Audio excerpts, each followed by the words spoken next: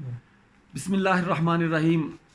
رسول اقدس صلی اللہ علیہ وسلم کا ارشاد عالی ہے کہ لیلۃ القدر کی رات جبرائیل امین علیہ السلام اور سدرۃ المنتہا کے مقربین فرشتے کثیر تعداد میں دنیا میں تشریف لاتے ہیں، اور جو شخص اللہ کی عبادت کر رہا ہو، کھڑا بیٹھا ذکر کر رہا ہو، نوافل پڑھ رہا ہو، تلاوت کر رہا ہو، دعائیں کر رہا ہو، تو وہ فرشتے اس شخص کے پاس بیٹھ کر اس کی دعاؤں میں آمین کہتے ہیں اور اس کے لیے مزید دعا کرتے ہیں، اور حتیٰ کہ جو مقربین ہیں اللہ تبارک و تعالیٰ کے، ان کو سلام بھیجتے ہیں اور ان سے مصافحہ بھی کرتے ہیں۔ تو کتنے خوش نصیب ہیں وہ